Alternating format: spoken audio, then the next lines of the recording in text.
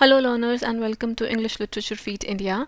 आज के इस वीडियो में हम बात करेंगे हिस्ट्री ऑफ इंग्लैंड की, जो कि इंग्लिश लिटरेचर के पॉइंट ऑफ व्यू से इम्पॉर्टेंट है और जो कि अगर आप देखेंगे तो यूजीसी का जो नेट इंग्लिश का एग्जाम रहता है उसमें भी इससे रिलेटेड कई बार क्वेश्चंस पूछे जाते हैं। अगर आप नेट पर सर्च करेंगे तो आपको जो वीडियोस मिलेंगे वो ज्यादातर हिस्ट्री ऑफ इंग्लिश लिटरेचर के बारे में होते हैं। हिस्ट्री ऑफ इंग्लैंड को बहुत डिस्कस नहीं किया गया है, जबकि इंग्लिश लिटरेचर की हिस्ट्री के लिए इंग्लैंड का हिस्ट्री जानना भी उतना ही इम्पोर्टेंट है, क्योंकि कई बार उसके रिलेटेड क्वेश्चंस भी आते हैं इसलिए भी। और दूसरा, लिटरेचर किस एरा में लिखा गया था उससे बहुत फर्क पड़ता है, बिकॉज उस एरा के जो पॉलिटिकल इवेंट्स रहे हैं, क्या कल्चरल और हिस्टोरिकल बैकग्राउंड रहा है, उसका लिटरेचर पे इफेक्ट होता है ऑफ कोर्स। तो इसलिए इंग्लिश लिटरेचर की हिस्ट्री में जाने से पहले हम इस वीडियो सीरीज में बात करेंगे हिस्ट्री ऑफ इंग्लैंड की, जो कि इंग्लिश लिटरेचर के पॉइंट ऑफ व्यू से इम्पोर्टेंट है।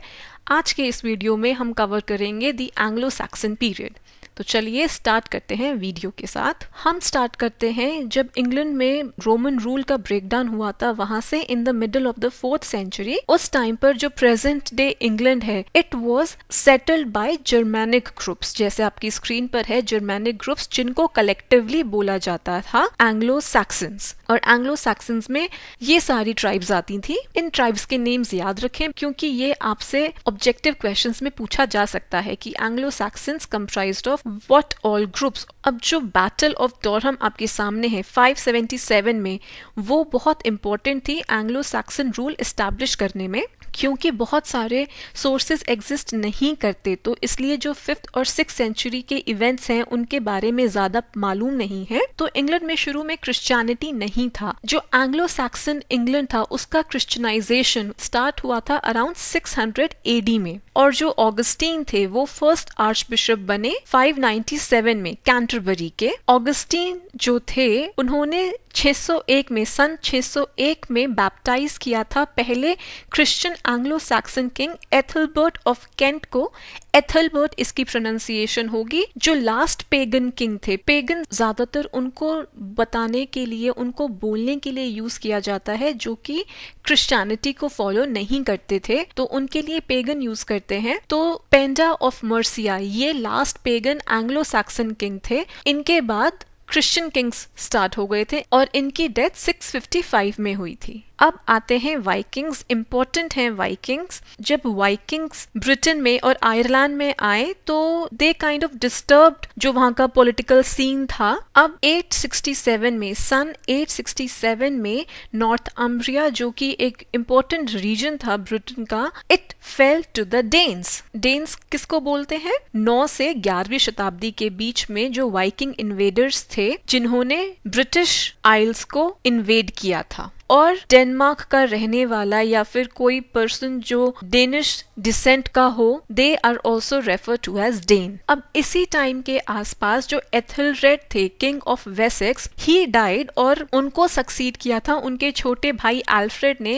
एल्फ्रेड एक बहुत इंपॉर्टेंट नेम है इंग्लैंड की हिस्ट्री के लिए। So after the death of Ethelred, his brother Alfred, he became the king of Wessex and he proved to be a great king because he defeated the Danes in 878। और बाकी दुश्मनों को हराने के बाद जो एल्फ्रेड थे उन्होंने जो वेसेक्स के डिफेंसेस थे उसको काफी स्ट्रॉन्ग किया, और एल्फ्रेड की जो सक्सेस थी उसकी वजह से वेसेक्स को और मर्सिया को, जो कि एक और रीजन था, उसने काफी साल की पीस और हार्मनी देखी, इकोनॉमिक रिकवरी देखी। नाउ व्हेन एल्फ्रेड डाइड, तो जो उनका सन था Edward the Elder, he became the king, और जो एल्फ्रेड की सक्सेस थी it was continued bye Edward. अब एडवर्ड की डेथ के बाद आता है उनका बेटा एथलस्टान, और जो एथलस्टान था ही ऑल्सो एक्सटेंडेड जो वेसेक्स के बॉर्डर्स थे, as in he expanded the kingdom and then later he also conquered the kingdom of York, और उसके बाद he led an invasion to Scotland.